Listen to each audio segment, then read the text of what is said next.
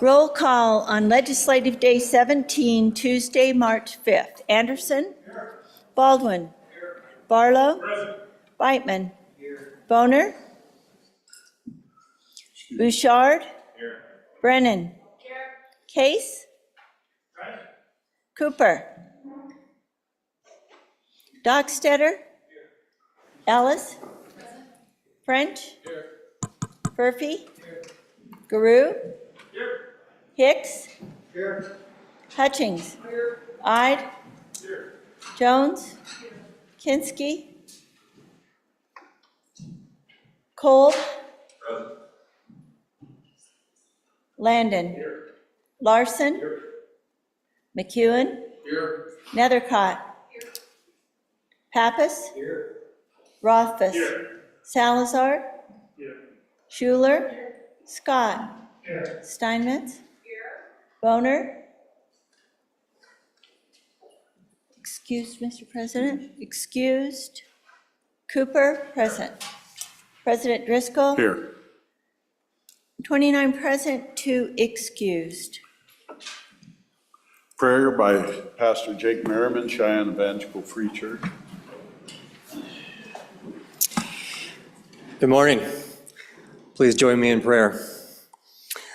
Lord of heaven, you sit enthroned forever. You have established your throne for justice, and you judge the world with righteousness. You judge the peoples with uprightness. You are a stronghold for the oppressed, a stronghold in times of trouble. God, we know what virtue is because it flows from your character. We know what principles are worth standing up for because they are the values that you delight in. Even the Wyoming virtues of truth, justice, courage, and hope that are enshrined in this building trace themselves back to your nature and what you have called good. Help us then all to reflect who you are in the ways that we live. I lift up again the men and women of this chamber and pray for wisdom for them to carry out the duties of their office. I thank you that you have called them to serve, and that they have answered that call. Lord, you work righteousness and justice. Would you do so through this Senate? When their patience and strength are put to the test, give them an extra measure of clarity and resolve. When it is hard to find a way forward, light the way for them. Help them to walk in the virtues that come from you, and whatever challenges come, help these men and women to be equal to the task. We give you thanks and praise for all you supply. In Jesus' name we pray. Amen. Amen. Senator Landon, lead us in the pledge, please. I pledge allegiance to the flag of the United States of America and to the republic for which it stands, one nation under God, indivisible, with liberty and justice for all. Play ball. Nice. Reading, correction, approval of journal. Mr. President, your journal committee reports that the Journal of March 4, 2024 has been read and recommends that it be approved. Senator Larson, Chairman. Any objections? Being none, report is adopted. Doctor for the day, Kristen Graff, MD, Family Medicine, Cheyenne. Don't see him back there. No nurse for the day. Today in history, in 1868, the world's favorite paper joiner, the stapler, was patented by C.H. Gold in England. This is also National Cheese Doodle Day. Quote for the day, a genuine leader is not a searcher for consensus, but a molder of consensus. Martin Luther King, Jr. Last day for committee of whole bills in second house. Signing of enrolled acts. We're at that order of business. Signing of enrolled acts. Senate Enrolled Act number 29. Senate Enrolled Act number 29, being original Senate File 20, electricity rates for costs that do not benefit Wyoming, an act relating to public utilities. I am about to sign Senate Enrolled Act number 29, originally Senate File 20. I have so signed. House Enrolled Act number 33. House Enrolled Act Number 33, being original House Bill 145, Open Banking Amendments, an act relating to banking. I am about to sign House Enrolled Act Number 33, original House Bill 145. I have so signed.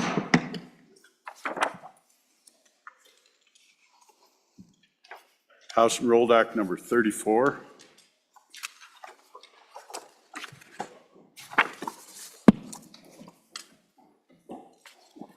House Enrolled Act Number 34, being original House Bill 141, State Land, Oil, and Gas Leases Operator Requirement, an act relating to state lands. I am about to sign House Enrolled Act Number 34, originally being House Bill 141. I have so signed. House Enrolled Act Number 35. House Enrolled Act Number 35, being original House Bill 93, Animal Reimbursement Program Account Amendments 2, an act relating to agriculture, livestock, and other animals. I am about to sign House Enrolled Act Number 35, originally being House Bill 93. I have so signed.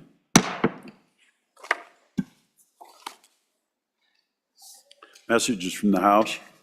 From the House of Representatives, March 4, 2024. Message number 230. Mr. President, the House appointed House conferees to meet with a like committee number 1 from the Senate on amendments to Senate File 34. House conferees are Representative Washut, Chairman, Representative Crago, and Representative Oakley. Message number 231, message March 4, 2024. House appointed conferees to meet with a like committee number 1 from the Senate on amendments to Senate File 44. House conferees are Representative Burkhart, Chairman, Representative Harshman, and Representative Larson. Message number 232, March 4, 2024, conferees appointed for Joint Conference Committee number 2. Mr. President, House appointed House conferees to meet with a like committee number 2 from the Senate on amendments to House Bill 1. House conferees are Representative Larson, Chairman, Representative Nicholas, Representative Summers, Representative Stiff, and Representative Walters. Signed, Katie Talbot, House Chief Clerk. Reports from standing committees. March 4, 2024. Mr. President, your committee number 2, Appropriations, to whom is referred House Bill 134 engrossed. Property Tax Deferral Program Amendments, respectfully report same back to the Senate with a recommendation that it do pass. Ayes, Senators Anderson, Guru, and Nethercott. No, Senator Salazar. Excused, Senator Kinski. Senator Kinski, Chairman. March 4, 2024. Mr. President, your committee number 2, Appropriations, to whom is referred House Bill 60 engrossed. Excess wildlife population damage amendments. Respectfully report same back to the Senate with a recommendation that it do pass amended. Ayes, Senators Anderson, Guru, Nethercott, and Salazar. Excused, Senator Kinski. Senator Kinski, Chairman. Thank you, Randy. Senator Barlow.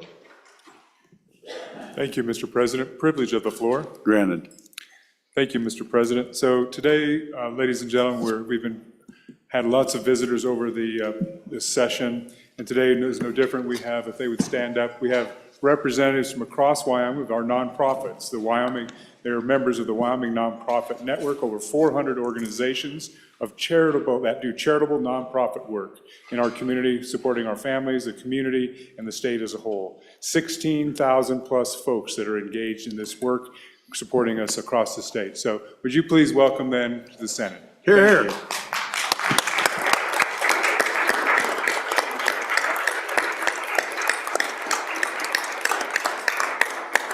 Thank you, Mr. President. Speaking of nonprofits, can you give us a farm report for the day? That's fitting, right?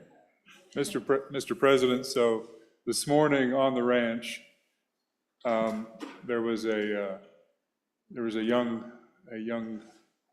lamb. We get it on the screen. That needed some assistance. So my wife is transporting the young lamb to town to get a special type of lamb feed. It's actually goat milk, and so probably by now the lamb is suckling on a bottle because apparently his mother was unable to care for the number of lambs she had. So anyway, I don't know that the name of the lamb yet, but you can see he's riding in the front seat of my wife's car to town. So there you go. That's the report from the ranch. That's all I got this morning. Thank you for the farm report. Bills on Bills on second reading. House Bill number 3. House Bill 3 engrossed, property tax exemption for long-term homeowners. House Bill 3 having been read 2 separate times. The question is, shall the bill be heard a third time? Hearing no objection, it is so ordered. House Bill 29, second reading of the House Bill. House Bill 29 engrossed, cold case database and investigations. Senator Case, do you have something? House Bill 29 have been read 2 separate times. The question is, shall the bill be read a third time? Hearing no objection, it is so ordered. House Bill 45, second reading of the House Bill. House Bill 45 engrossed, property tax exemption, residential structures and land. There is an amendment. Can we have the amendment read in, please? House Bill 45, second reading amendment number 1 to engrossed copy, page 9, line 8, delete. Senator Landon.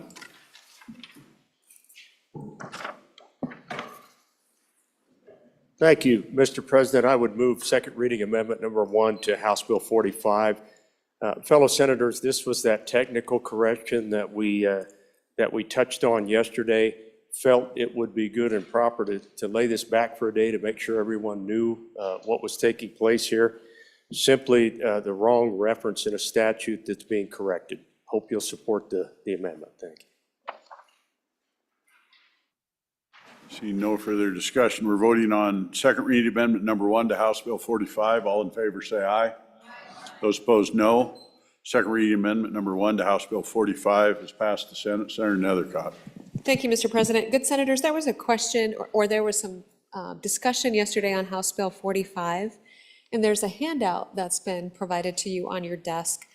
But so one of the discussions that was asked is why the 5% to the 3%? And that testimony that we heard in the Revenue Committee from some of the assessors indicated that the historical increase in property taxes really was never above 3%. And I was fortunate enough to receive this very helpful, I think, historical chart of residential assessed valuations for the past 10 years. And you can see there that really the average is about 3.9 overall. If you look down at the bottom of the chart for that average number there in bold, I think, and so I just wanted to make sure that you had this information as we determine that 3 or 5%, which we've already made the vote on the 3%. But to look at that, if you wanted to increase that up to 4 for third reading, or back to 5, or keep it right at 3, that's that historical average. But really notable is you can see that huge shift in 22 for everybody in the year 2022, where we jumped from 6.5% to 16%. Really, really something notable. Obviously that's occurred. And I just would like to say, in light of that, consistent with the Wyoming legislature's history, we are pivoting pretty quickly in response to that and responding to that increase on behalf of the people of Wyoming. So helpful information for you as you determine that 3 to 5%, and fascinating to see that change in 2022. Thank you, Mr. President. Senator Scott. Mr. President, my inquiry is just trying to judge the validity of this data. What is the actual source of the data that is in this chart?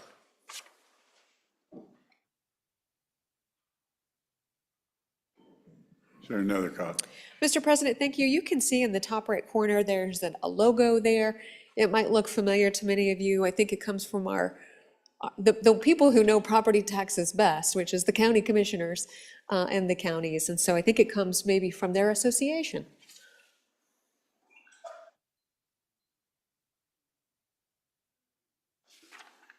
Thank you, Mr. President. I have the same data that the governor back, or the senator back here has. Mine came to me from one of my county assessors a few weeks ago. In my home county, had 45 been in place over the last 10 years. Without the without 45 in place, our increase was 63.7%. If had 45 been in place, it would have been 31.6%. So it's a significant savings to our taxpayers, and it does so in a tapered effect that doesn't really bother the counties as much as a massive cutback at once. Thank you. Further discussion? Seeing none. House Bill 45, having been read two separate times, the question is, shall the bill be heard a third time? Hearing no objection, is so ordered. House Bill 58, second reading of the House Bill. House Bill 58, Forensic Genetic Genealogy Pilot Program.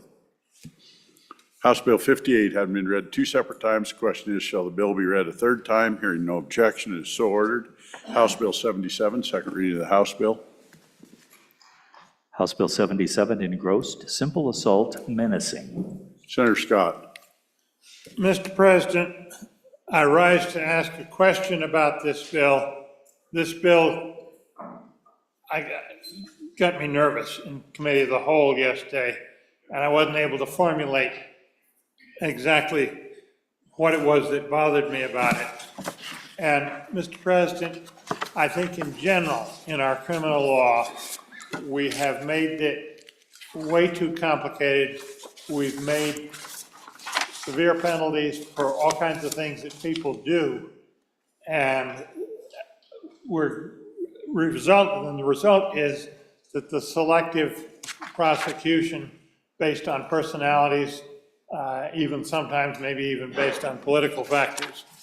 And what worried me about this, if you look at on the engrossed copy on page 2, and this is talking about somebody that be guilty under this, engaged in an unlawful act or threatening or menacing conduct that cause another person to reasonably believe the person is in danger of imminent battery. My question is, and I want to raise it in second reading, Mr. President, because I'm not sure whether this is a real problem or not, and I'm really asking those that know more about how our criminal justice system works, whether it is a problem. But it seems to me that that language, threatening or menacing conduct, cause another person to reasonably believe, that strikes me as somewhat of a subjective standard that may be difficult to objectively determine and may lead to prosecutions that are unfounded, or it may not. What's our experience been with this language elsewhere in the law? And is it so much a matter of judgment that people really can't tell whether what they're doing is criminal or not? That's the question I have, Mr. President, and I want to ask it now in second reading, because if it is a good bill, I don't want to prejudice it. Now's the time to think about it. Thanks, Senator Scott. Senator Nethercott. Thank you, Mr. President. So it's a pretty common term in the law, one that's used throughout and is a standard applied at all times. We can't underestimate discretion at the time. Who would be determining reasonable and imminent would be a jury. And so a jury of a person's peers for that. I think the pragmatic concern that the bringer of the bill relayed for the purpose of it was you have a pretty violent domestic violence situation, and do we really have to, wait for him to hit her before there can be some type of intervention and in her face preparing to strike? Can the officer intervene then and charge a crime, or does the officer have to wait for that blow to connect? And so that's really the impetus for the bill. That language comes from historical law. That's how I learned assault. Back when I was teasing yesterday about Law School 101, that's the definition of it, found in the historical common law, is in our law today, and I don't think there's anything special about it here occurring. But there is that gap that doesn't really allow for officers to intervene and perhaps charge somebody with a crime before they do the blow, but seconds before the blow. So if they stop the blow from happening, do they get to charge it? Because a battery requires that connection, and this allows that connection to be prevented. Further discussion? See none. House Bill 77 had been read 2 separate times. The question is, shall the bill be read a third time? Hearing no objection is so ordered. Got a couple quick announcements, and I think we got a privilege in the back. Fellow senators, joining us in the balcony is the Wyoming Historical Society, and they've got the coveted calendars are distributed to the floor. Let's join me in welcoming them. Not sure where they're at, but I'm told they're in the gallery.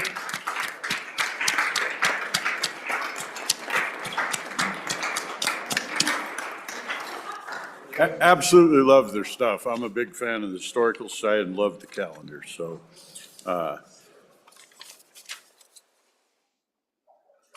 So members of the Senate, joining us in the South Gallery today are 2 first-time visitors to the state of Wyoming. Jennifer Sutton and Steve Miller are both New Yorkers.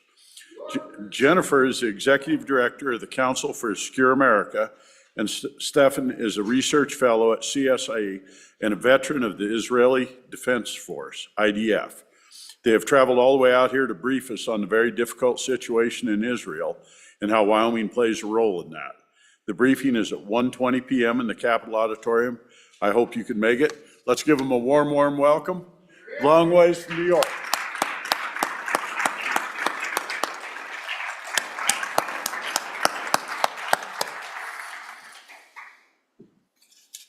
Senator Case, would you like to privilege the floor? I certainly would, Mr. President. Thank you very much.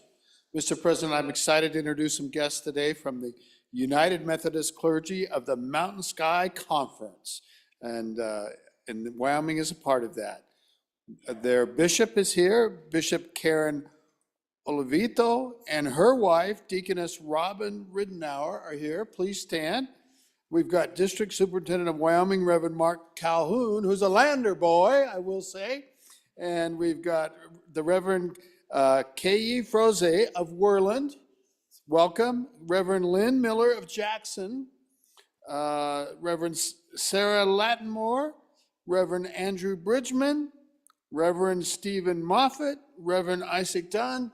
And I think Sarah Burlingame's up there with him as well. And so we'd want to give you a very warm welcome to the Wyoming Senate and your state's capital. Here.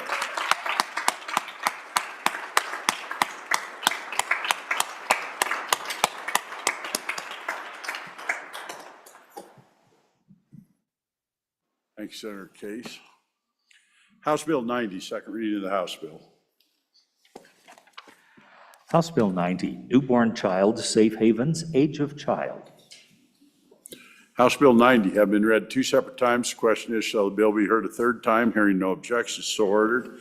House Bill 92, second reading of the House Bill. House Bill 92, Protection of Parental Rights. There is an amendment. Can we have the amendment read in, please? House Bill 92, second reading amendment number 1, page 1, line 3, after. Senator Steinmetz. Thank you, Mr. President. I would request that House Bill 92 be laid back for 1 day. We are working on a corrected copy of that amendment and want to get it just exactly right. Without objection, so ordered. Thank you.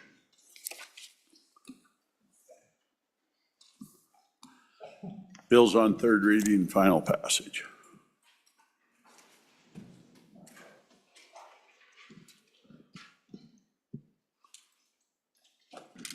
Mr. Majority Floor Leader, do we have a consent list?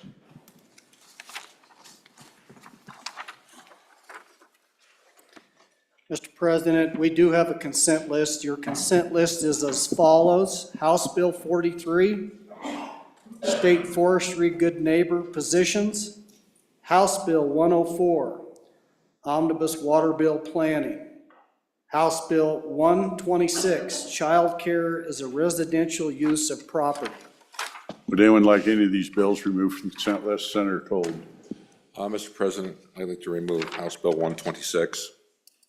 Okay, we're just going to go to standard reading on third. That's only leaves 2 bills left. So is that all right, Ellen? We'll just go straight back to third.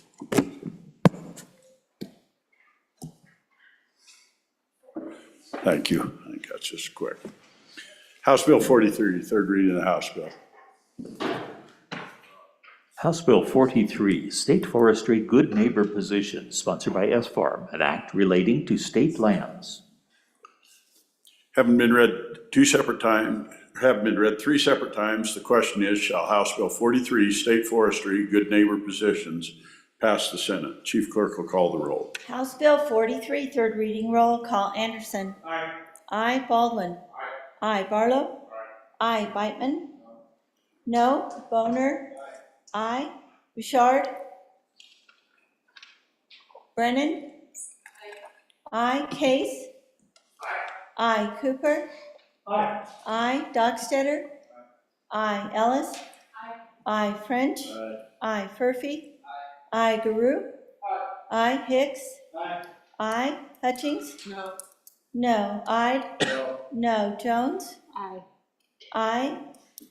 Kinsky, excused. Kinsky, aye. Cold. Aye. Aye. Landon. Aye. Larson. No. McEwen. No. Nethercott. Aye. Pappas. Aye. Rothfuss. Aye. Salazar. No. Schuler. Aye. Scott. Aye. Steinmetz. Aye. Bouchard. No. President Driscoll. Aye. Aye. Closing vote. Closing. Vote closed. House Bill 43, 24 aye, 7 no. Having received the affirmative vote of the majority of members elected to the Senate, House Bill 43, State Forestry Good Neighbor Positions, has passed the Senate. House Bill 104, third reading of the House bill. House Bill 104, Omnibus Water Bill Planning, sponsored by the Water Committee, an act relating to water development projects. Having been read three separate times, the question is, shall House Bill 104, Omnibus Water Bill Planning, pass the Senate? Chief Clerk will call the roll. House Bill 104, third reading roll call. Anderson. Aye. Baldwin. Aye. Barlow. Aye. Beitman. Aye. Boner. Aye. Bouchard. Aye. Brennan. Aye. Case. Aye. Cooper. Aye. Dockstetter. Aye. Ellis. Aye. French. Aye. Furphy. Aye. Guru. Aye. Hicks. Aye. Hutchings. Aye. Aye. Jones. Aye. Kinsky. Aye. Cole. Aye. Aye. Landon. Aye. Larson. Aye. McEwen. Aye. Nethercott. Aye. Pappas. Aye. Rothfuss.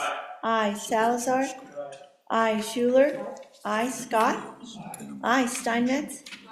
Aye. President Driscoll. That's good. President Driscoll. Aye. Aye. Closing vote. Closing. Vote closed. House Bill 104, 31 aye. Having received the affirmative vote of the majority of the members elected to the Senate, House Bill 104, Omnibus Water Bill Planning, has passed the Senate. House Bill 126, third reading of the House bill. House Bill 126, engrossed. Child care is a residential use of property, sponsored by Representative Yin, an act relating to property.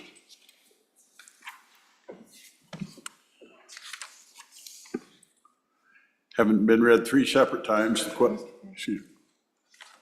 Senator Jones.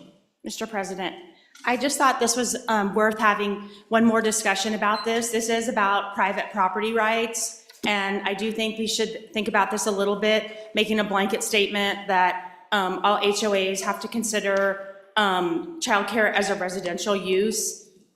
I don't think that's the case, and I think a lot of people, when they buy in an HOA, they look at the rules, the covenants to see what kind of things will go with their lifestyle. And if they look and see that childcare is not listed on there, then they assume it is not. And I'm not sure that it's this body's position to go and tell everybody that childcare should be allowed in every instance. This will cause all of these HOAs to have to go back, hire attorneys, and redo all of their covenants to, if that is not their choice and they do want to not allow childcare.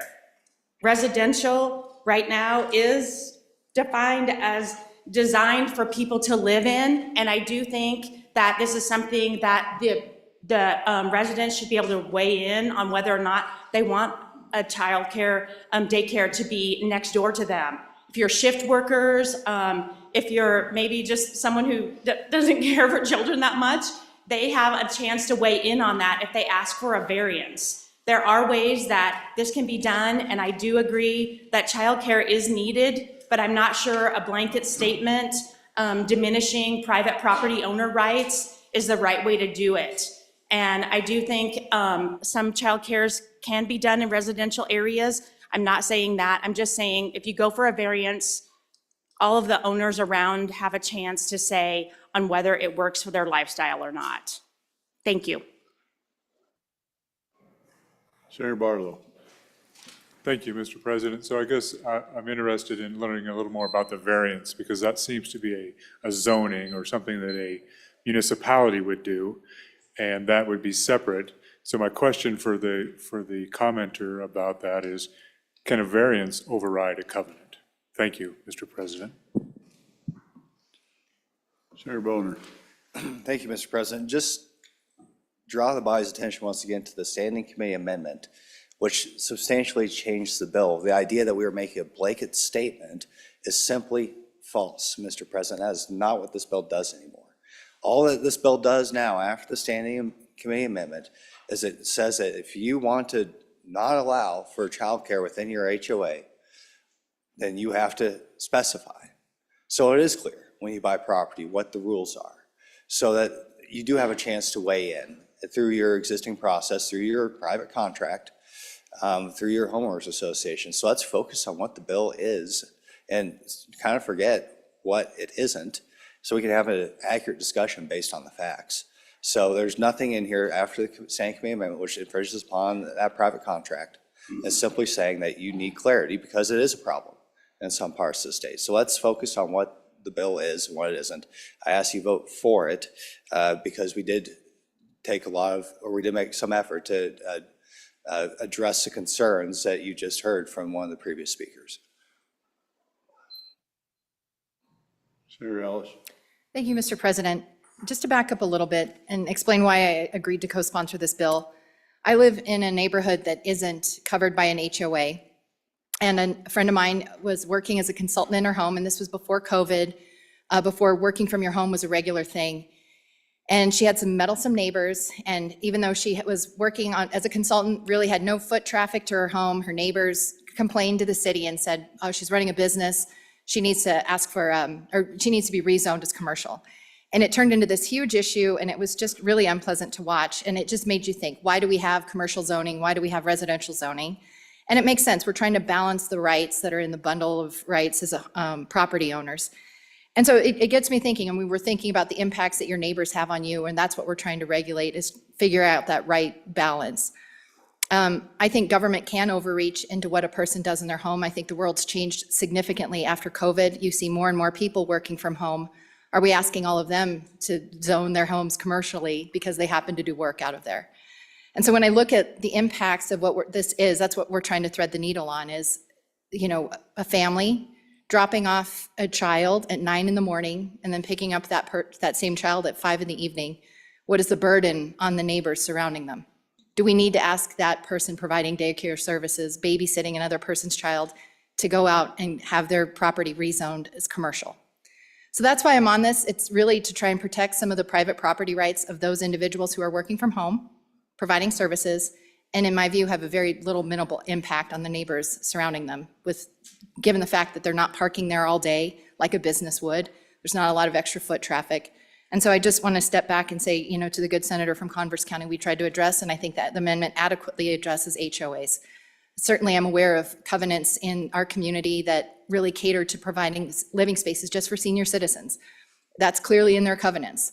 So I think that's covered, and I think what we're trying to do is restore some of the private property rights for people who are working out of their homes and providing services to our communities that are necessary. So would urge you to vote aye on this bill. Senator Scott.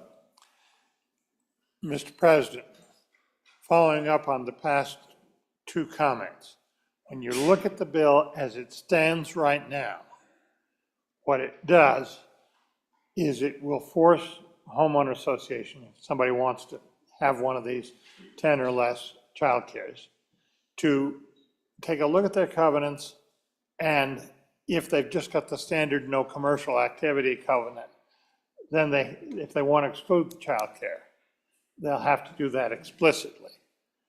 And Mr. President, I think that's wise.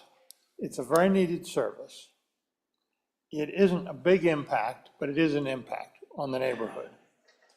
And essentially what we're doing, really these homeowner associations, Mr. President, are almost like quasi-governmental organizations, and they can be very rigid. In the governmental organization, you get zoning. And as was pointed out in, I think, Committee of the Whole, zoning you can get a variance to. There's a process for it. And that's been a process that has historically been used well.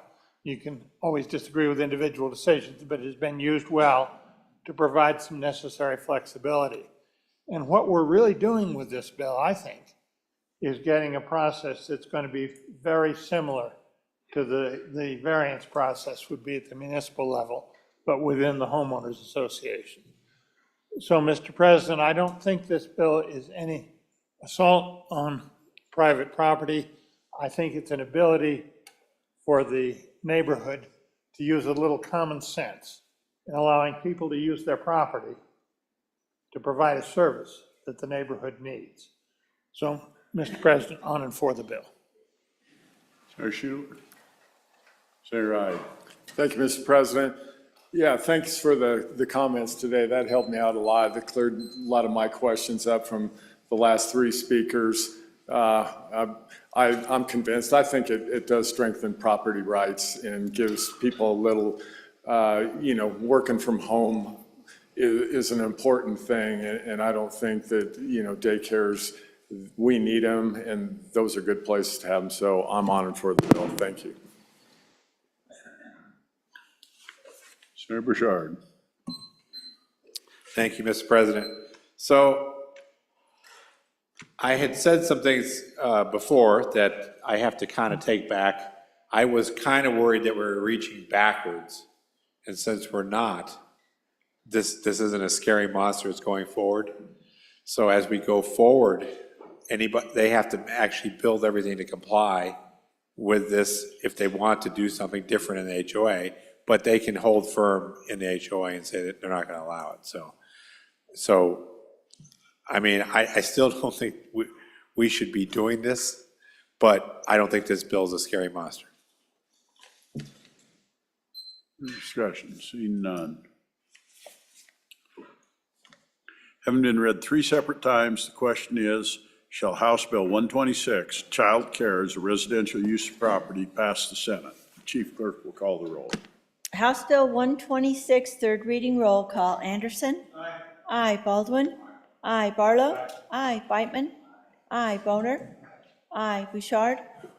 No. Brennan? Aye. Aye. Case? No. No. Cooper? Aye. Aye. Dockstader? Aye. Ellis? Aye. French?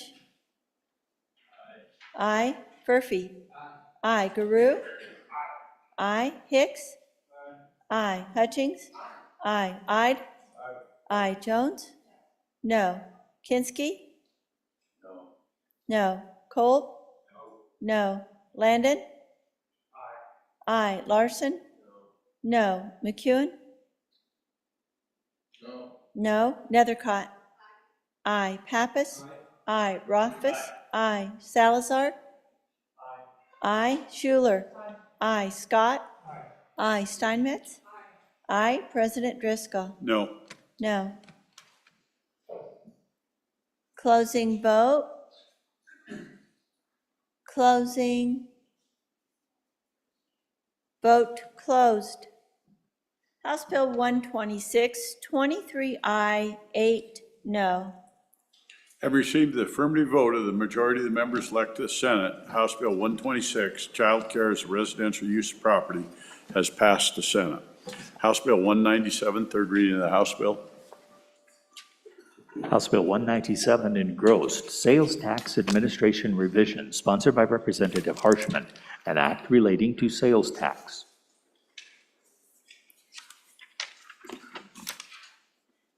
Having been read three separate times, the question is, shall House Bill 197, Sales Tax Administration Revisions, pass the Senate?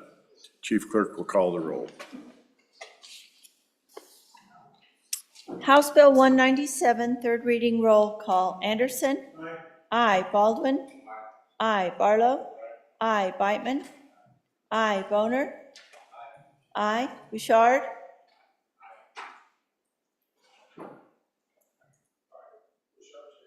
Oh, aye. Thank you. Brennan? Aye. Case? Aye. Cooper? Aye. Dockstetter? Aye. Ellis? No. French? Aye. Furphy? Aye. Guru? Aye. Hicks? Aye. Hutchings? Aye. Ide? Aye. Jones? Aye. Kinski? No. Cole? Aye. Landon? Aye. Larson? Aye. McEwen? Aye. Nethercott? Aye. Pappas? Aye. Rothfuss? Aye. Salazar? Aye. Schuler? Aye. Scott? No. Steinmetz? No. President Driscoll? Aye. Aye. Closing vote. Closing. Vote closed. House Bill 197, 27 aye, 4 no. Having received the affirmative vote of the majority of members elected to the Senate, House Bill 197, Sales Tax Administration Revisions, has passed the Senate. Senator Kinski. Thank you. Mr. President, pursuant to Senate Rule 5-5, I move that the Senate recall House Bill 125, Repeal of Gun-Free Zones and Preemption Amendments, from Committee Number 1, Judiciary, and pursuant to Mason's Section 491-6, I further move to suspend Rules 5-4 and 6-1, and pursuant to Senate Rule 10-7 to commit House Bill 125 directly to the Committee of the Whole. I would call for the ayes and nays, and it requires 3 seconds, Mr. President. Under Senate Rule 5.5, the recall must be seconded by 3 members. Senator Hicks. Second. Senator. Hold on. Senator Beitman. Second. Senator Steinmetz. Second. Did you get those, Ellen? Hicks, Steinmetz, Beitman. Motion has been seconded by 3 members. Most recall is debatable as to advisability of the motion. Under Senate Rule 1-, under Senate Rule 1-3, the motion to suspend the rules to allow the bill to be referred directly to Committee of the Whole requires a 2/3 vote of the elected members required to the Senate. Any debate? Senator Barlow. Thank you, Mr. President. So I would appreciate if the Vice President would restate the rules that are being suspended or are being imposed so that members who are unaware of what's going on could actually take a look at the rules and understand what the what's in order and what's not in order. Thank you, Mr. President. Senator Kinski. Mr. President, let's treat it as a point of order because I'm unsure how many opportunities I have to speak. For clarification, I'm not going to count this as time. This is clarification. I will repeat the motion. Mr. President, pursuant to Senate Rule 5-5, I move that the Senate recall House Bill 125 from Committee Number 1, Judiciary, and pursuant to Mason's Section 491(6), I further move to suspend Senate Rules 5-4 and 6-1, and pursuant to Senate Rule 10-7, to commit House Bill 125 directly to the Committee of the Whole. Thank you, Mr. President. That covers them. Debate. Senator Barlow. Thank you, Mr. Chairman. So this is one motion, and I want to be clear. 5.5, it talks about a simple majority. I haven't had a chance to go to Mason's 491 subsection 6 or 10.7 yet, but what is if this is going to be a single vote, ayes and noes have been called, is this actually a 2/3 majority to do the totality of what this motion requires? Thank you, Mr. President. It is, at least one piece of it's 2/3. So this first, Senator Rothfuss. Thanks, Mr. President. Yes, it would be 2/3, but Mr. President, I was not aware that this was coming. I'd ask that we take a 10-minute recess so that the chamber can look into these rules and that we can think about it. I'd like to look into the rules. Without objection, we'll take a 10-minute recess. It's 10:56, 11:10.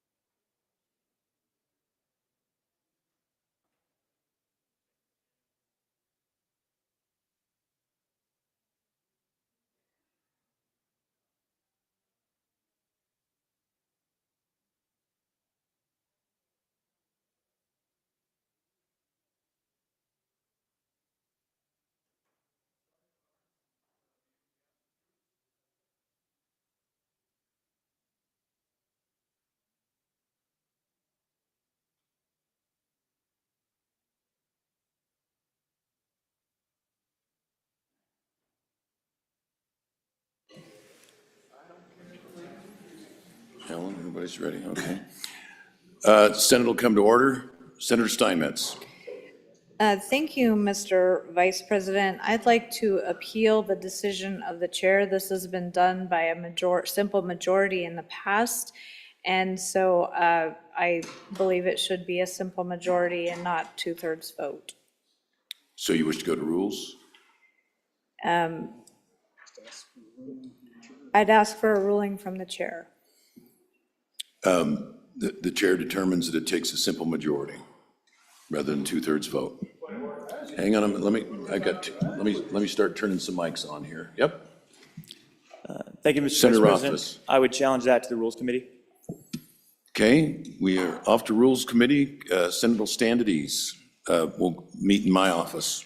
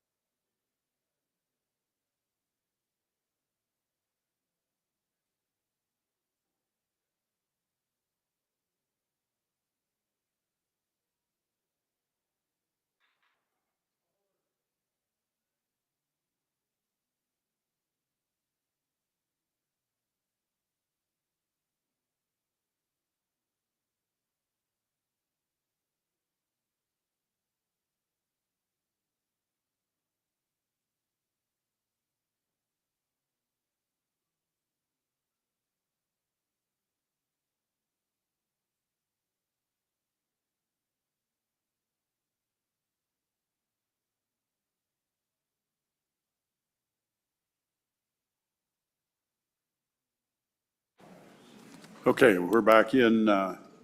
Rules Committee met, and by a 3-2 vote, they determined it is a suspension of the rules and would require a 2/3 vote. So that's where we're at this point. Senator Steinmetz. Thank you, Mr. President. I would appeal the determination of the Rules Committee. Right, rules, that's.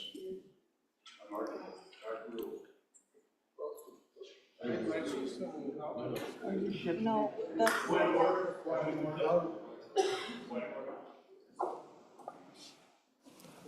Okay, Senator Rothfuss. Thank you, Mr. President. So, Mr. President, this was a matter then that was ruled on by the Rules Committee just now, and the Rules Committee found that this motion does require a suspension of the rules, and specifically, it requires a suspension of Rule 6.1, which looks to a bill placed on general file that is done after a bill has been reported back to the Senate by the committee to which the same was referred, and the standing committee report read to the body and entered in the journal. That's when something can be committed to the general file, as well as a violation of Rule 5.4, which relates to reporting out a bill from a specific committee. And then finally, pursuant to our legislative manual related to committee of the whole, first reading, et cetera, the details of first reading, the final sentence in the 6th paragraph on page 3 of our manual of legislative procedure says, direct referral to committee of the whole, other than for the general appropriations bill, requires suspension of the rules. So it was the finding then of the Rules Committee that a 2/3 majority is required, and that then is the ruling of the Rules Committee on whether this motion requires a 2/3 or a simple majority to pass. Senator Kinski. If I may, I just want to clarify for folks. Senator Steinmetz said she wishes to appeal the determination of the Rules Committee. That goes directly to us as a body to debate and vote on. Are we limited to 2 5-minute intervals on speaking on this? I believe so. Okay, I just wanted to rise to make sure that we were clear what's going on, because you said off to Rules Committee, and so some folks may have been wondering what we're doing. We're debating whether or not to override the Rules Committee. And further on that point of order, could we have the full report of the vote in the, we lost Ellen, of the vote in the Rules Committee? I gave it. It's 3-2. That's how I started. Senator Case.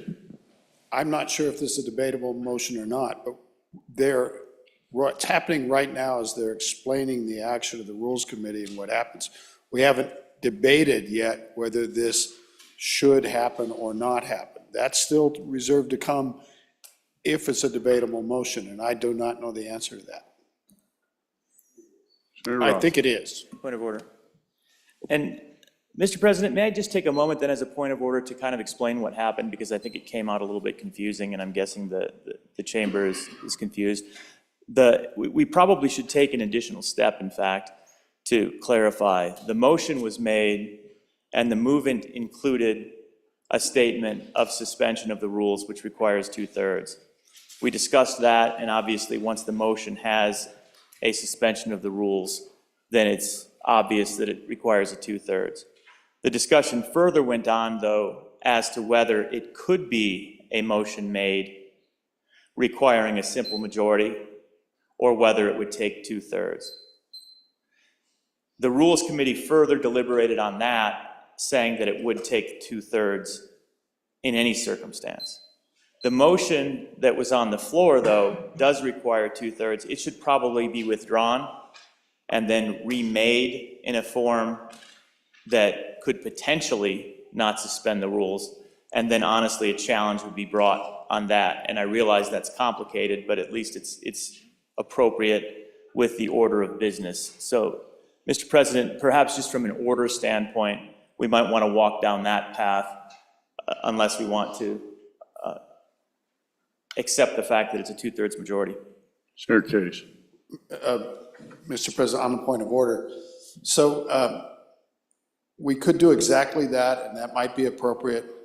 But what would happen is the Rules Committee would meet with the exact same ruling about the 2/3. So 3 members of the Rules Committee ruled that this does require a suspension of the rules, and that's a 2/3 vote. So we could go through the motions of withdrawing and then appealing and then go back in there and have the same ruling come out, or we can just cut to the chase and say that this requires a 2/3. This is, and then that can be challenged, and the challenge can be appealed with a simple majority. But we need to have, that's the procedure. This is going to be a debatable motion, Mr. President, and I'd like to debate whether we should do that at that time. Senator Rothfuss. And thank you, Mr. President. I concur with all that was just said by the good senator from Lander. The one concept, though, is I don't think we need to go back in the room. I was just suggesting that the motion be a motion consistent with the desire before we go into the debate, because the motion as it stands on the floor right now literally suspends the rules. And I think everybody agrees that suspension of the rules requires 2/3. The question is whether that is a necessity. So I think it would be appropriate to withdraw the motion, make a new motion. We don't need to go to the Rules Committee. We have the ruling of the Rules Committee, and that then could come to the floor and be debated. That would be my inclination, Mr. President. Senator Kinski. Thank you, Mr. Chairman, Mr. President. And again, as a point of order, what happened is I asked staff to draft up a motion. Staff advised me that there's an ambiguity in the rules as to whether 2/3 is required or not. The director of LSO said he wants it resolved as 2/3, so it was so drafted. That didn't resolve the question as to whether it's a simple majority or 2/3. That is evidently for this body to determine. But Mr. President, what I will do is withdraw and restate the motion. Mr. President, pursuant to— Withdraw first. Mr. President, with your, if there absent any objection, I would withdraw my motion and restate it. That objection is withdrawn. Mr. President,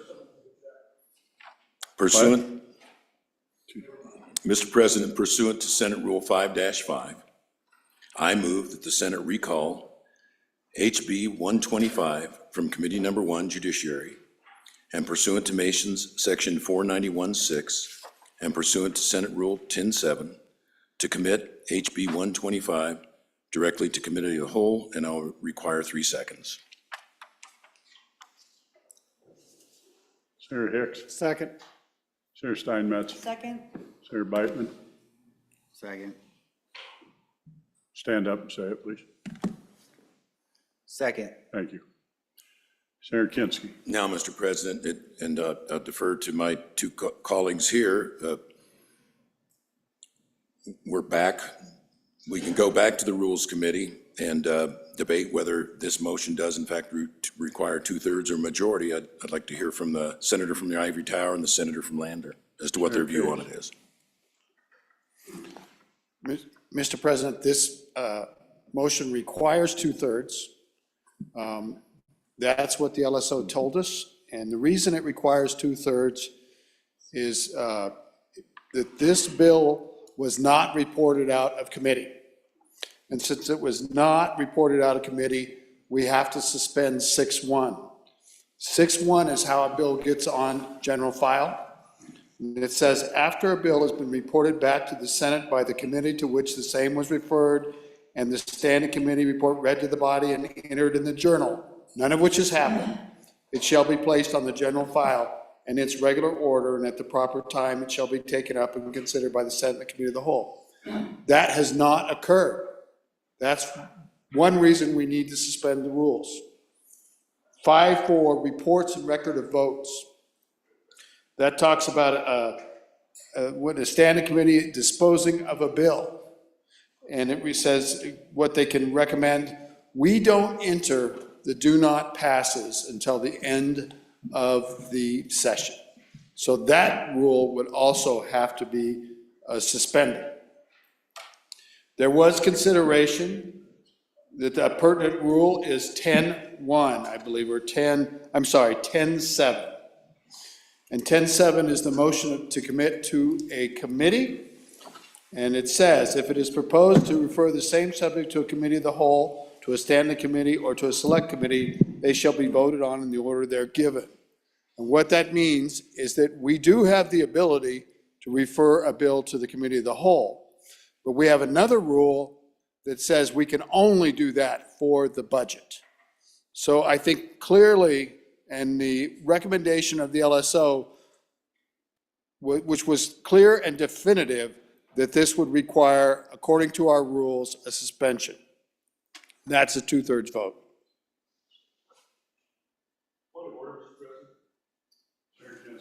I just want to make sure we're now debating, correct? Okay, so that's one time. Thank- We are on the rules, not the whether we pull this out. Correct. We're on the rules. Thank you.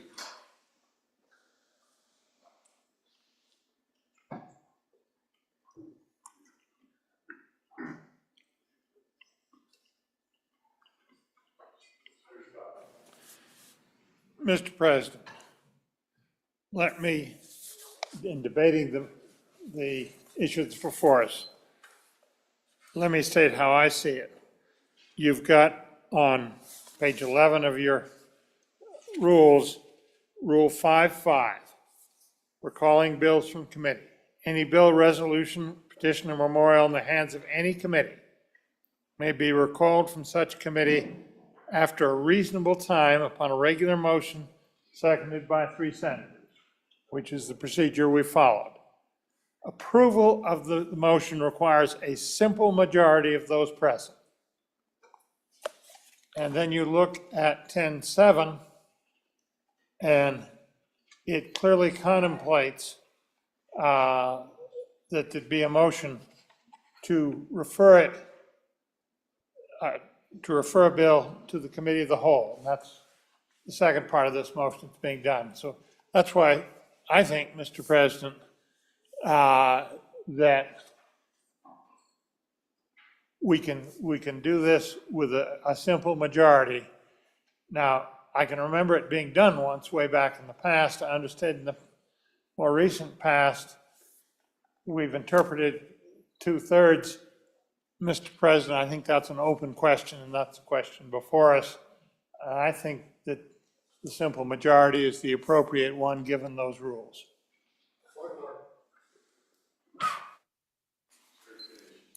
Mr. President, that would hold if the committee had not taken action. If a bill is languishing in committee, we can move it to another committee. But the committee took action, voted no on the bill. So that means, that's why we're not in 5.5, we're in 5.4, and also in 6.1. And that requires a suspension of the rules because the committee took action. And if you think about it, it makes sense. If a bill is languishing in a committee and not receiving action, we, the majority, have the ability to do something. But a committee action is part of our process, and we cannot ignore it. And so the committee action was a no. That's why we have to suspend the rules.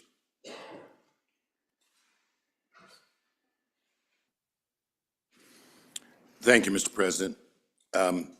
On that question, it's been stated that the LSO determined or LSO advised.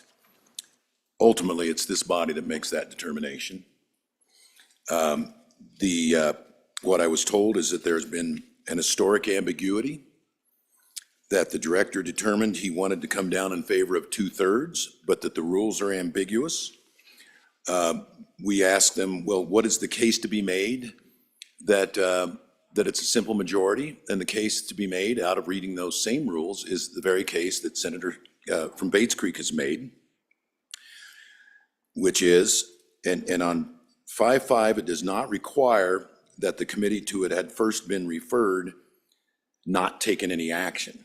It says any bill in the hands of a committee may be recalled from such committee after a reasonable time upon regular motion, seconded by 3 senators, simple majority of those present to approve.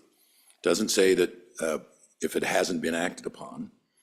And then, as the senator from Bates Creek has pointed out, if Rule 10.7 is to have any meaning at all, it has meaning in this context. If it be proposed to refer the same subject to a committee of the whole, to a standing committee, so they shall be voted on the same order. There's also Masons. A bill may be referred, this is Masons 384, a bill may be re-referred to a committee that originally considered it, or to any other committee, including committee of the whole. So you can see why historically that it's gone back one way or the other. The director has to make a decision. He decided 2/3, but that's advisory. Ultimately, under our rules, a rules committee determination can be appealed to the body, and that's what we're doing here. Simple vote to determine that in fact it requires a majority to refer directly to the committee of the whole. Thank you, Mr. President.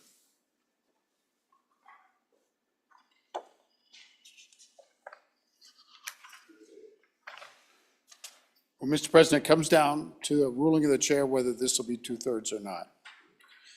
And Mr. President, I caution that if our committee process is to have any meaning, then it should be the 2/3 suspension. Clearly, that's what the LSO memo says. Clearly, that's what 5.4 says, and 6.1. And I urge the chair to rule that this requires 2/3. And then it's appealable. We can get out of this, and it's appealable by a majority. So we get to the same place.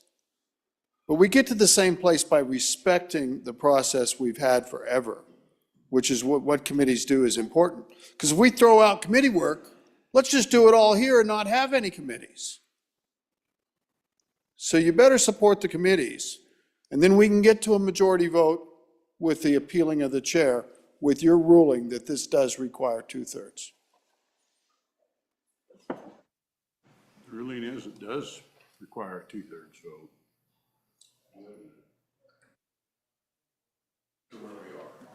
Takes 2/3 vote. I made the ruling. Senator Rothfuss. Thank you. On that point of order, so it's now ruled that it takes 2/3 vote. We already did the Rules Committee. The Rules Committee sustains the ruling that it takes a 2/3 vote on a 3-2 decision. We'll assert that that's the accepted ruling of the Rules Committee, and now it comes back to the floor for debate. It is now debatable at this point, Mr. President. And the debate begins. Senator It Hicks. only takes a simple majority to overrule the ruling from the Rules Committee. Correct.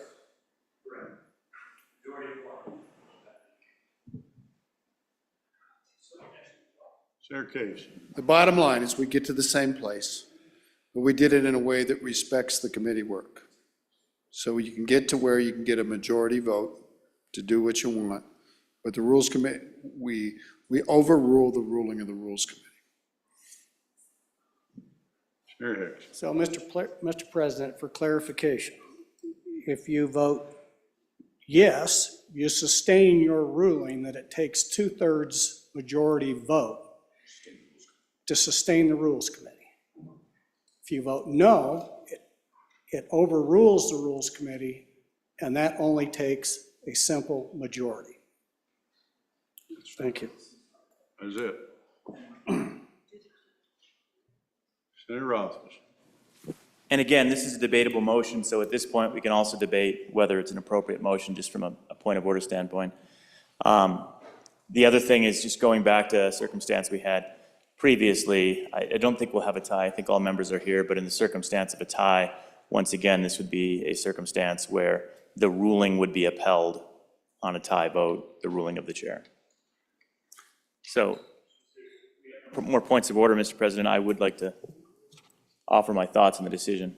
You have the floor, Senator Rothfuss. Yeah, thank you, Mr. President. Mr. President, I think this is, again, an important vote to think about, and it's important to separate the issue, the underlying issue of do I like this bill from the institution and the process and the integrity of how we do things in this institution. The committee process is an important part of the legislature. And just because at this moment we can do something doesn't necessarily mean we should do something. The end does not always justify the means. We all know that. And this is one of those times where we're saying, all right, here's a committee, it did its work, it took testimony, and it ruled a way that some of us might not agree with. Do we respect the work of that committee? It was an appropriate committee for the bill. It certainly wasn't not a situation where you referred a bill to a committee where they didn't have the expertise. There's no question that this was an appropriate place for it. A full and robust hearing with significant public testimony that many people don't like the outcome of. Is this what we want to do? Is to overrule the committee process and to say that the committee process does not matter to us, to overrule the Rules Committee opinion and to say that it doesn't matter what the rules say, and to take the decision outside of the process and say, well, we don't care how this system works, we don't care how the rules work, we don't care about the process, we want a specific outcome. And we know that there are people that are watching how we vote on these bills, and we need to be voting and have them out here on the floor. It undermines the credibility of the institution, it undermines the process, and I think it's contrary to how the Senate operates and the history and integrity of the Senate. These are not good choices for us to have to make. And it's regrettable that we find ourselves in a situation where we're making them. I would encourage the body, whether you like the bill or not, to vote no. Vote aye in this instance. Yeah, my apologies. To vote aye, to uphold the ruling of the Rules Committee, and to support the integrity of the institution. Vote aye. Senator Roth.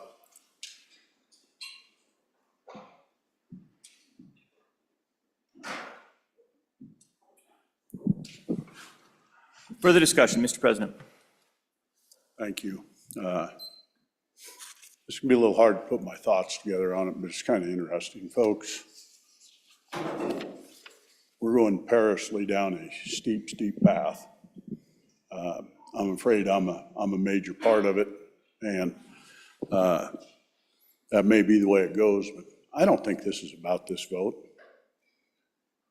We've tried to overrule the chair and the president consistently all session. That's what we've done. It's not about this. And by the way, with the behavior we're having, don't expect this will be the last one. We're going to be tied in rules and more rules and more rules. And we're going to overrule. Trying to think if I've made a ruling from the chair this year that somebody hasn't stood up and objected to, including withdrawing a motion. You know, it's really interesting is I take it as a frustration of the body, and I understand that. But we're destroying the very process we're here doing it this way.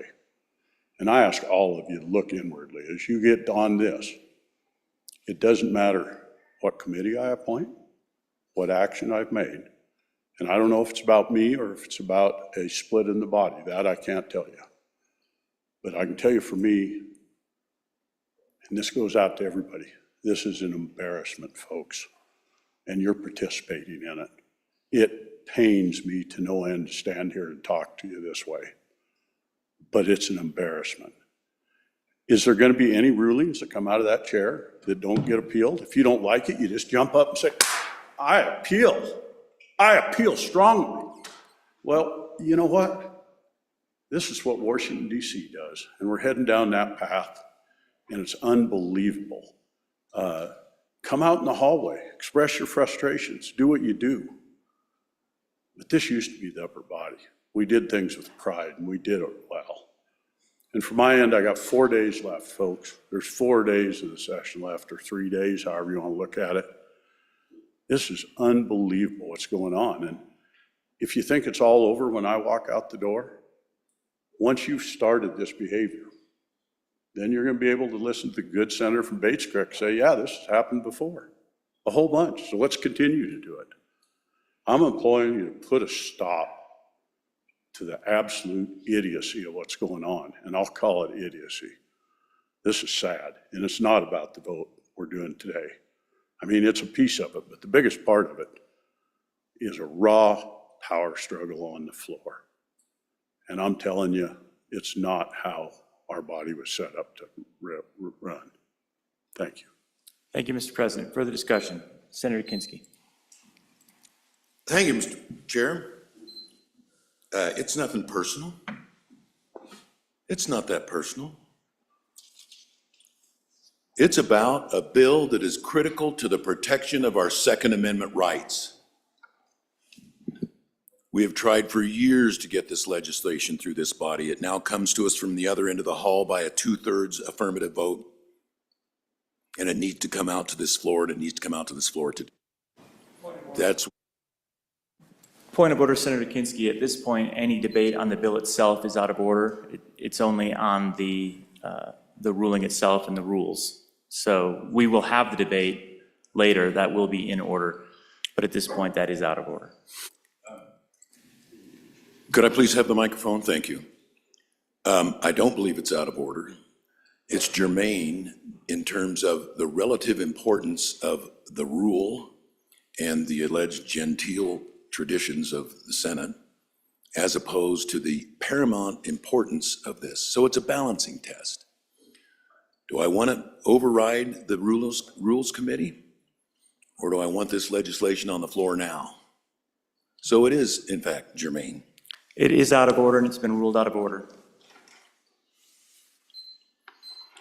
But continuing on the traditions, I don't, it's not a sad day. This is just politics. There may have been a day and an age when there was a genteel tradition, when people drank their tea with their pinkies out, and everything was according to Hoyle. But what we've seen over the last several years is the rough and tumble of politics. That's all it is. It's the hurly-burly. And so the old tradition of you just didn't pull a bill and reassign it, it's happened over and over again, and it's happening more often during my tenure here. And it's within the rules. Nothing wrong with it. It's a simple way to say, went to that committee, they're trying to kill that bill. I want that bill out here on the floor now so we can pass it before we go home. There's nothing wrong with that. It's all within the rules. It's not about to bring chaos down on our heads.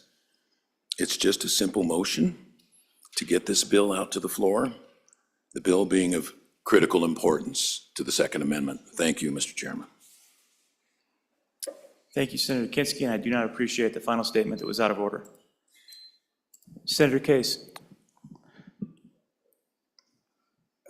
Mr. Minority Floor Leader, I hope we will uphold the chair.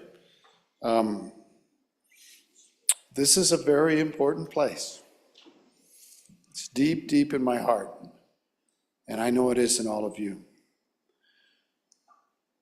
We have to respect the Senate and the legislature and our government in Wyoming. We're part of it. With that comes great obligations and responsibilities. Remember about the Constitution, one of the most important things about the Constitution is that it respects the minorities, and it protects minorities from abuse of the majority. If we allow a whipsaw majority and coalitions and frenzy about the topics of the day to gain a hold of our process, so that whatever is most popular, whatever comes in with the most emails that afternoon, we take action to make sure that it's handled now on this floor, without process, without respecting multiple readings, interim work, committee work, public testimony, amendments offered in committee, on and on. If we just throw all that out the door, we're in trouble, Mr. Chairman. We're in trouble because then it becomes an emotional frenzy. I love this bill. It's good for this. I hate this bill. It's bad for this. And we cease to do our best work. And these are very, very, very turbulent times. Turbulent national politics, the communications mediums that people use, the ability to fire off thousands of emails to tell us exactly what we must do and have the sense of our responsibility. But our oath and our responsibility comes from the Constitution that talks about a committee to handle a bill, that talks about separate readings, that doesn't shortcut the process. I plead with you, Mr. Chairman, we need to follow the process, uphold our leaders. We'll have the opportunity for new leaders in the future. The rulings should be respected, the Senate should be respected, and each of us should respect each other. I hope you'll support the chair. Thank you, Senator Case. Majority Leader Hicks. Mr. President, I would really appreciate the fact if we can just debate the motion and not the Constitution and all the other components here, and just, right now, we have a motion before us to overrule the Rules Committee, not the President. Point of order. It wasn't from there. That's the motion on the floor. Let's debate the motion, focus on that. If there's no more debate, I call for the question. The question is, if you vote yes, you sustain the ruling from the chair, and it takes 2/3. If you vote no, it overturns the ruling from the chair, and it only takes a majority. That's right. On the point of order, Senator Case. The yes vote, either vote is a majority. There is this particular situation because we have a presiding officer that ruled a certain way. And so the motion is structured to be an affirmative motion based on Masons. So if a majority will carry the day, either way, yeses or nos. In the unique event that there is a tie, then it stays with the presiding officer and the ruling.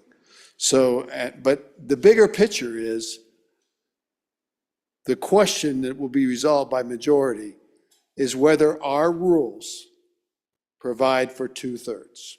And that's quite a curious thing that we've come to, but that's what an appeal does. And so the appeal will be settled by a majority in either the yeses or the nos. Thank you, Mr. President. Thank you, Senator Case. Mr. Majority Leader. Mr. Chairman, specific to this issue, this does not change all of our rules of movement. This is specifically to this issue that is before you today. Let's be clear on that. This is not overturning all of our rules with a simple majority. It is specific to the issue that is before you right now.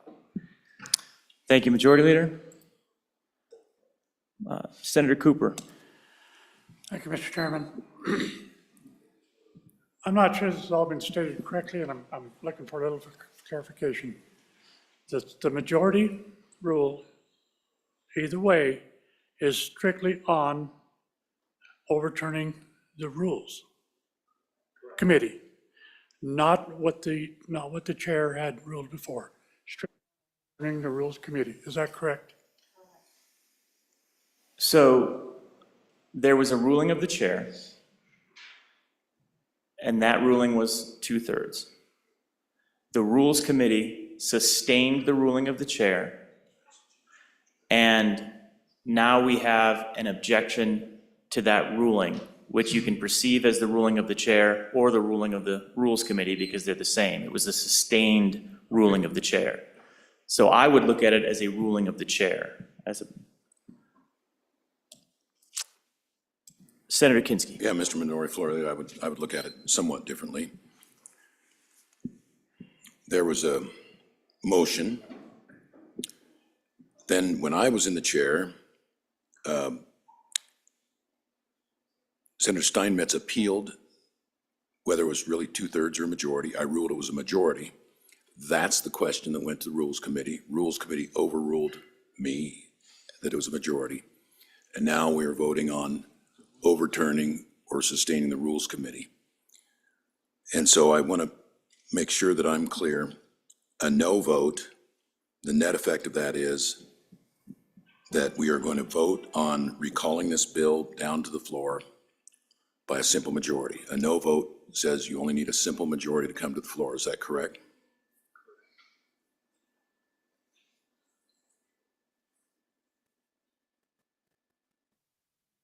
So Senator Kinski, this vote is specifically on whether or not it requires a 2/3 or a majority vote to take the action that was recommended.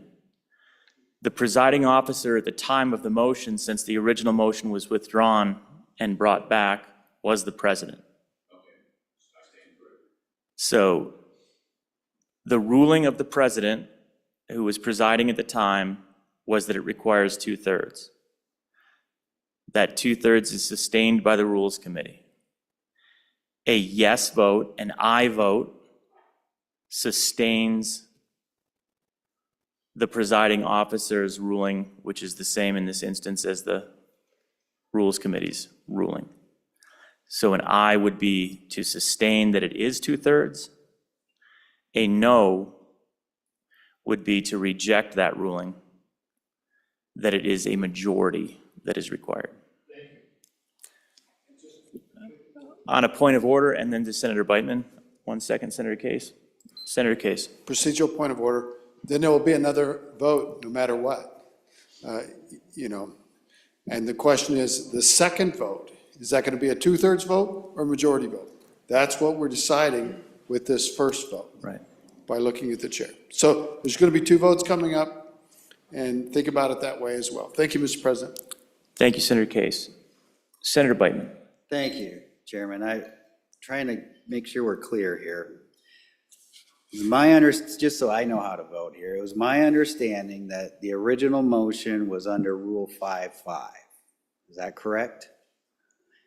Because 5.5, recalling bills from committee, any bill, resolution, petition, or memorial in the hands of any committee may be recalled from such committee after a reasonable time upon regular motion, seconded by 3 senators. Approval of the motion requires a simple majority of those present. To me, that was the original motion. Then the chair ruled that no, it has to be not a simple majority, but a 2/3 majority. And now we're voting on whether or not to sustain that decision. Is that correct? Now, the debate is ruled in order. Senator Beitman is on topic. You're germane. Go ahead. Okay, so I'm just making sure that the original motion was based on Rule 5.5. The chairman said, no, it doesn't take a majority, it takes a 2/3 majority. Then there was a motion made to appeal the ruling of the chair to go back to whether or not it should be a simple majority of those present as per Rule 5.5. Am I tracking this correctly? I'm going to go to Senator Case. Mr. Chairman, I don't think quite so. The original motion referred to 5.4 and 6.1, and also had that deal about suspending the rules. But the Rules Committee talked about 5.4, 6.1. They did talk about 5.5. The discussion in the Rules Committee was that the committee had already acted, so that 5.5 didn't apply. The senator from Bates Creek doesn't agree with that. I'm just pointing that out. We also talked about, I think it was 10.7, which allows a bill to be referred by the chair directly to the committee of the whole. But there's a further modification of that that has to do with, that we've, in our own rules, we've said that that only applies to the budget. But either way, we can argue about which piece we're bringing this on. It gets confusing, and the point we need to do is we have a ruling of the chair that we have a ruling of the chair and a sustained by the Rules Committee that said it takes 2/3. So that's the question. You want to that is really where we're at. With a simple majority, we can say, forget the Rules Committee, forget the chair, we don't think it's 2/3. It doesn't matter which direction you go to get there, which deal. We are at the same point in time. We will stand up and we will vote. And if a majority of members vote no, then there will be a second vote that will bring the bill into question to the floor with a majority vote.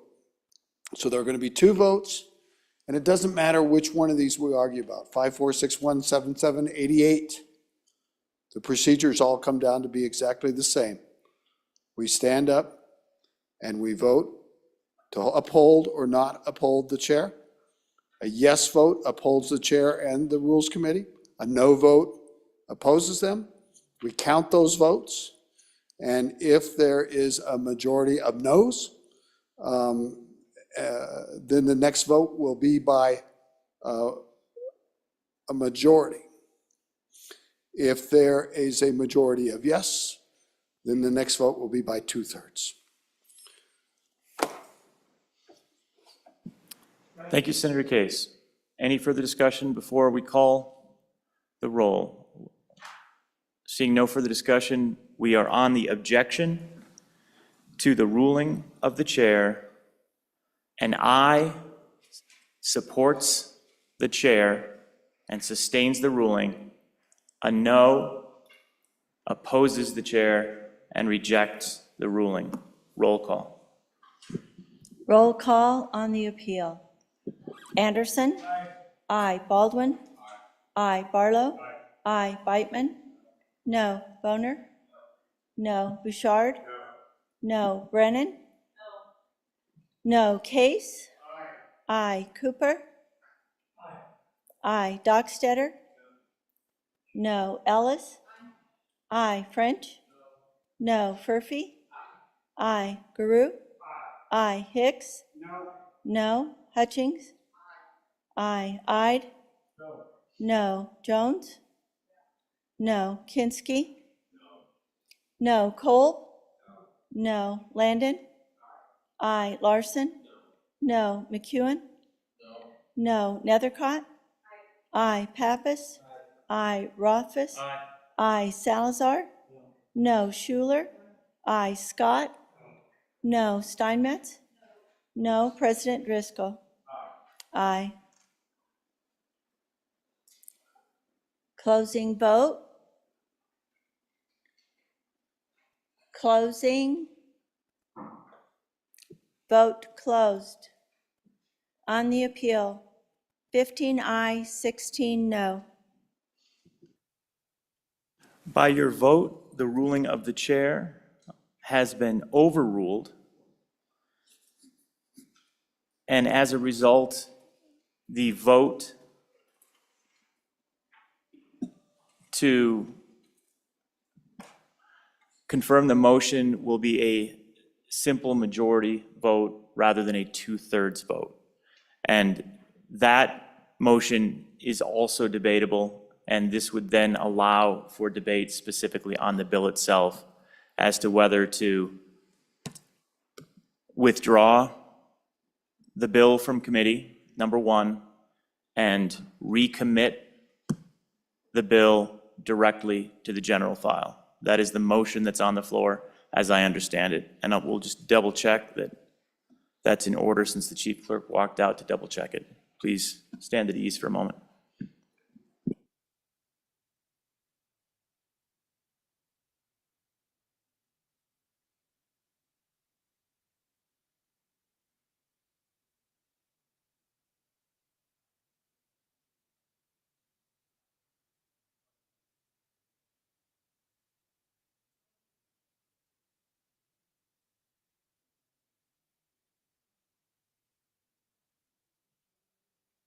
So on this debate, I'm mistaken. We cannot even now debate the merits of the bill because it is still a procedural to withdraw and recommit at this time. So There is no opportunity to debate the merits of the bill. It is strictly on the procedure if there is further debate. And it is a majority of the quorum that is required to pass the motion at this time. Is there any debate on the motion to withdraw and recommit? Majority Leader Hicks. So could you restate, Mr. Chairman, a yes vote and a no vote? A yes vote is to support the motion to withdraw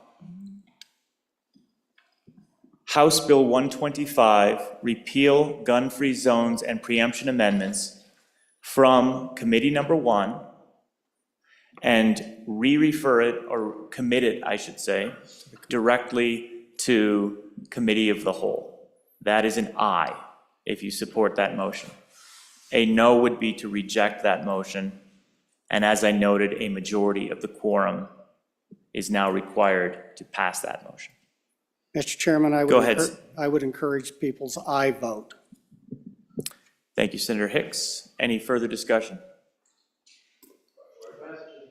Question's been called. No further discussion. The question is on the motion to withdraw House Bill 125 and recommit to committee of the whole. Roll call. Roll call on recall of House Bill 125. Anderson? No. No. Baldwin? No. Barlow? No. Beitman? Aye. Boner? Aye. Bouchard? Aye. Aye. Brennan? Aye. Aye. Case? No. Cooper? No. No. Dockstetter? Aye. Ellis?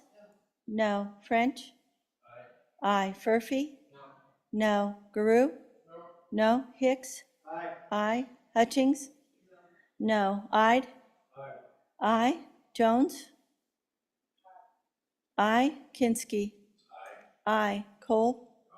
Aye. Landon? No. Larson? Aye. McEwen? Aye. Nethercott? No. Pappas? No. Rothfuss? No. Salazar? Aye. Schuler? No. Scott? Aye. Steinmetz? Aye. President Driscoll? No. Closing vote. Closing vote closed. On the recall, 16 aye, 15 no. By your vote of 16 to 15, House Bill 125, repeal gun-free zones and preemption amendments, has been withdrawn from committee number 1 and committed to general file. Mr. President. Point of order. Senator Bouchard. When you stated what the vote was, you said bring it back to the committee of the whole. My apologies. General file and committee of the whole are equivalent, and I may have said one time and the other time, but my apologies for that difference.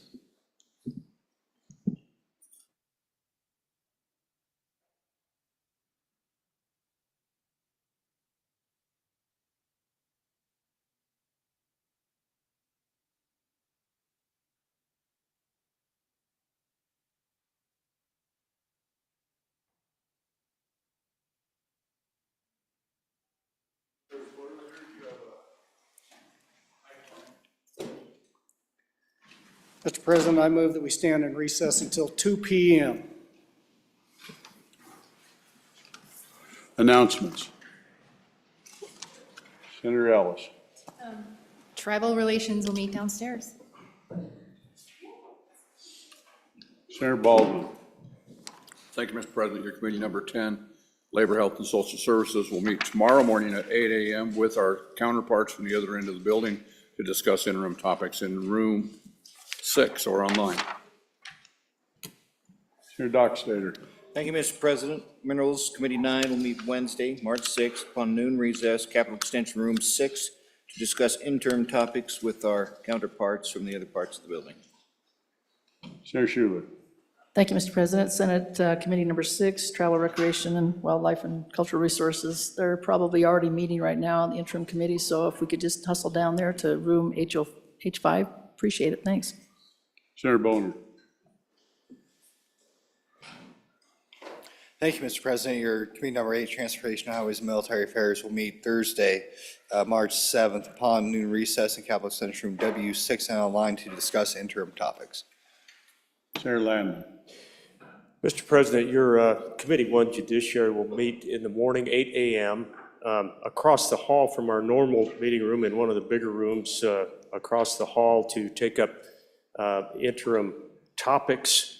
And rest assured, we will be very careful with the topics that we choose. Thank you, Mr. President. Thank you. We will take up the gubernatorial appointments right after lunch when we come in at 2 o'clock. So you've heard the motion. All in favor say aye. Aye. Those opposed, no. Motion's passed. Senator French. Thank you, Mr. Chairman. Would you state again what's going on in the auditorium and what time? Please. Yeah.